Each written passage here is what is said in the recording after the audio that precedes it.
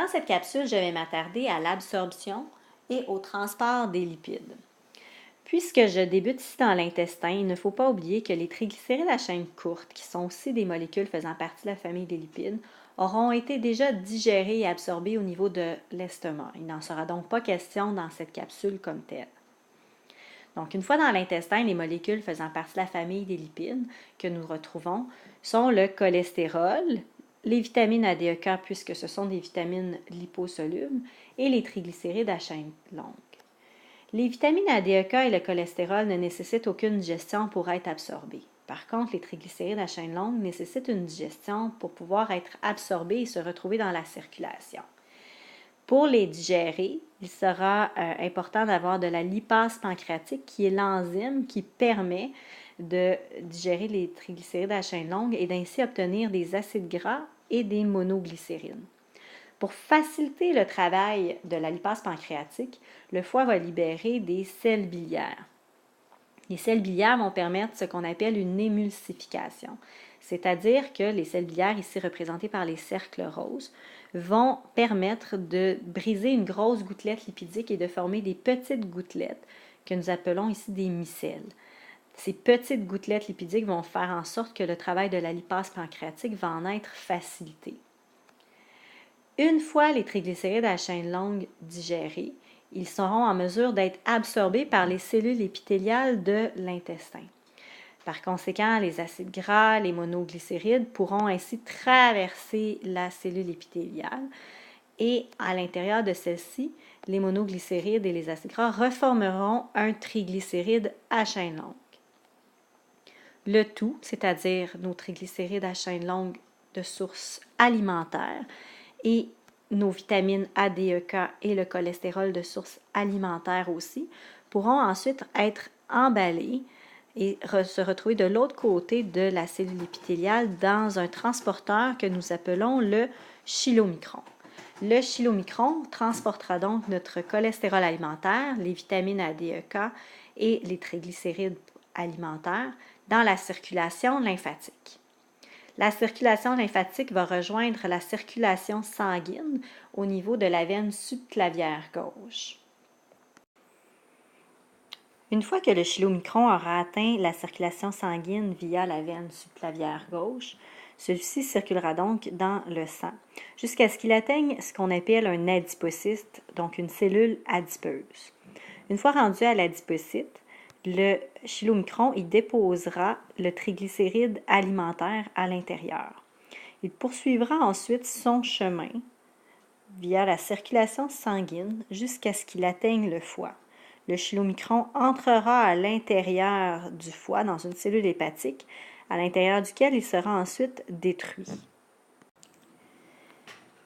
Une fois le chylomicron à l'intérieur du foie, celui-ci sera détruit, donc la membrane sera détruite.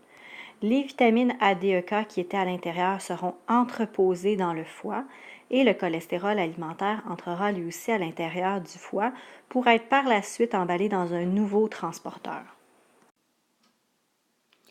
Les gras trans et les gras saturés qui proviennent de votre consommation sont transformés au niveau du foie en cholestérol dit endogène. Endogène signifie donc que c'est du cholestérol qui provient non pas de votre alimentation, mais qui provient d'une transformation d'un produit qui n'était pas à la base du cholestérol en soi. Le glucose et les acides aminés que vous avez absorbés au niveau de l'intestin sont arrivés au niveau du foie via la veine porte hépatique. Le glucose sera en partie transformé par une réaction métabolique que l'on nomme la glycogénèse en glycogène.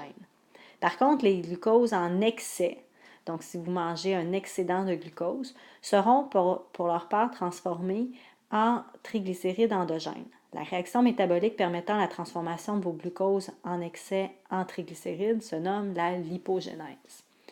C'est la même chose au niveau des acides aminés. Les acides aminés seront parvenus au foie par la veine porte hépatique. Les acides aminés en excès seront eux aussi transformés par l'hypogénèse en triglycérides. Dans les deux cas, ce sera des triglycérides dits endogènes eux aussi. Donc, mon cholestérol alimentaire va donc rentrer dans mon nouveau transporteur qu'on nomme le VLDL. Le cholestérol endogène va lui aussi aller dans le VLDL. La même chose pour les triglycérides endogènes provenant de mon glucose et de mes acides aminés en excès. Le tout va donc voyager dans le VLDL, dans la circulation sanguine. Une fois dans la circulation, le VLDL va atteindre encore une fois les adipocytes que nous avons ici, qui contenaient nos triglycérides alimentaires. De retour aux adipocytes, notre VLDL pourra y déposer cette fois-ci nos triglycérides endogènes à l'intérieur. Ils vont donc aller rejoindre nos triglycérides alimentaires. Une fois débarrassé de son triglycéride endogène, le transporteur VLDL va changer de nom. Départi de ces triglycérides, notre transporteur se nomme maintenant un LDL. Le LDL va donc continuer son voyage dans la circulation sanguine. Il contient donc maintenant simplement du cholestérol, de sources alimentaires et de sources endogènes. Il va donc se diriger vers les cellules possédant des récepteurs à LDL, telles qu'une cellule de verre.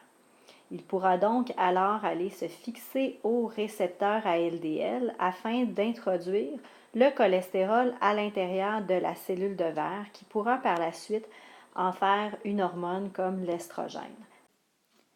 Le dernier transporteur dont nous n'avons pas encore parlé est le HDL que vous pouvez observer juste ici. Le HDL est un transporteur, comme vous voyez, qui est vide. C'est ce qu'on appelle communément le bon cholestérol. Le HDL est donc un transporteur qui se promène dans vos vaisseaux sanguins à la recherche de cholestérol ayant été abandonné dans vos vaisseaux sanguins. Le HDL va donc ramasser le cholestérol se retrouvant dans les vaisseaux sanguins et le ramener vers le foie, dans lequel il pourra être intégré à la bile et nous permettre ainsi de nous en débarrasser.